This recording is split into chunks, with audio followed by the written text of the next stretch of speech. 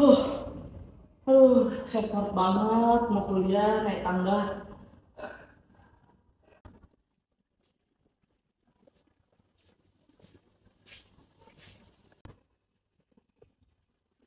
Tak, habis ngapain sih kok kelihatannya capek banget?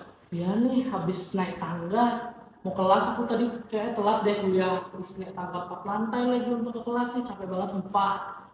Aduh, kesian deh. Daripada capek, mending kita ke kelas aja bareng-bareng. Ya udah deh, ayo. Tadi kampus seminggu 3 kali, itu tenaga ekstra untuk ke kelas. Ya, iya juga sih. Namanya juga kalau naik tangga kan kita emang harus effort dulu kan. Apalagi buat menempuh ilmu kita harus naik tangga supaya kita bisa belajar di kelas juga kan. Ya sih, bener Mar. Iya. Udah deh, yuk ke kelas deh. Oke. Mar. Oh iya, halo semuanya. Pasti teman-teman pada bingung kan kenapa kita ngambil ilustrasi tangga? Oke, tanpa menunggu berlama-lama lagi, mari simak video berikut ini. Oke teman-teman, kita langsung aja ya masuk ke penjelasan dari istilah itu tadi. Jadi kita ibaratkan suatu tangga itu seperti pergerakan yang ada di pasar modal ya teman-teman. Kita lihat grafiknya tadi ada yang naik, sekarang juga ada yang turun.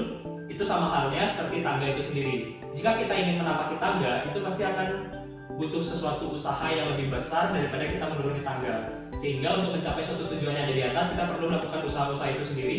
Kalau di pasar modal, kita perlu melakukan yang namanya analisis baik secara fundamental maupun teknikal, yang dimana itu dapat mendatangkan suatu pengetahuan yang baik bagi kita dan kebijakan dalam berinvestasi bagi diri sendiri.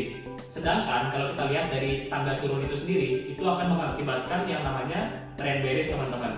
Kalau trend bearish itu sama halnya kita akan mendapatkan kerugian karena pergerakan saham ataupun investasi lainnya akan mulai tergerus perlahan demi perlahan sehingga aset yang teman-teman miliki akan semakin berkurang hari demi hari.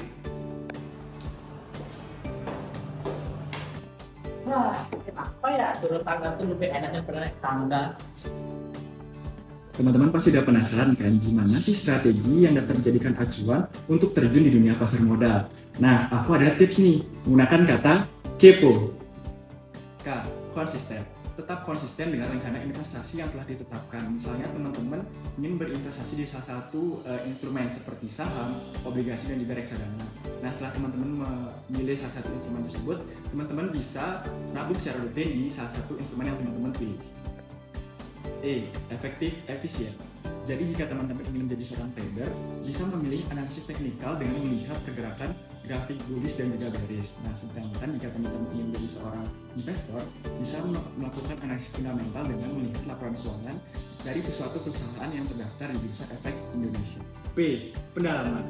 Nah, mendalami pengetahuan tentang pasar dan perusahaan untuk membuat keputusan investasi yang lebih baik. Nah, di sini teman-teman bisa aktif mencari informasi edukasi mengenai pasar modal, baik di sosial media, membaca buku, serta mendengarkan pengalaman dari mentor pasar modal. O. Opportunity. Mengambil keuntungan dari peluang investasi yang muncul. Nah, semisal di saham, nilainya turun secara tiba-tiba karena alasan non-fundamental. Nah, strategi opportunity ini akan melibatkan penilaian apakah ini merupakan kesempatan untuk membeli saham dengan harga murah. Nah, ada pun juga kutipan dari bapak investor dunia yaitu Warren Buffett yang mengatakan bahwa be fearful when others are greedy, be greedy when others are fearful, yang mengartikan bahwa menjadi takut ketika orang lain serakah, menjadi serakah ketika orang lain takut. Dalam dunia pasar modal, terdapat banyak sekali instrumen investasi yang dapat mendatangkan keuntungan bagi kita sebagai investor maupun trader. Dalam berinvestasi, kita juga perlu nih mengenali tipe-tipe investor yang ada. Yang pertama, konservatif. Tipe ini merupakan investor yang mempunyai toleransi terhadap risiko yang cenderung rendah, di mana kamu mengharapkan return yang minimal setara dengan suku bunga deposito dengan fluktuasi nilai pasar yang minimal. Jadi bagi kamu yang tipe konservatif, bisa berfokus nih kepada reksadana pasar uang dan juga obligasi. Yang kedua, moderat.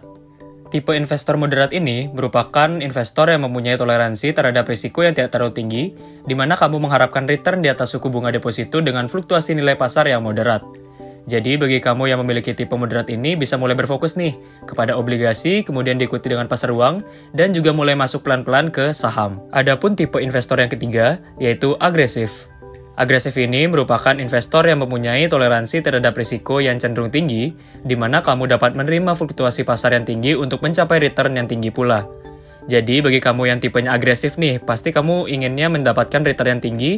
Jadi teman-teman bisa langsung nih mulai berfokus kepada saham, kemudian dilanjutkan dengan reksadana dan juga obligasi sebagai penanaman dana darurat. Hai semuanya. Nah, teman-teman, tadi kan kita sudah menjelaskan nih strategi-strategi investasi untuk teman-teman terapin jika teman-teman terjun ke dunia pasar modal. Teman-teman juga bisa menyaring video edukasi di sosial media mana sih yang baik dan juga buruk untuk teman-teman jadikan pembelajaran untuk terjun di dunia pasar modal. Terkadang, hal yang terasa mudah belum tentu menjadi pilihan yang indah. Terima kasih semuanya. Dadah!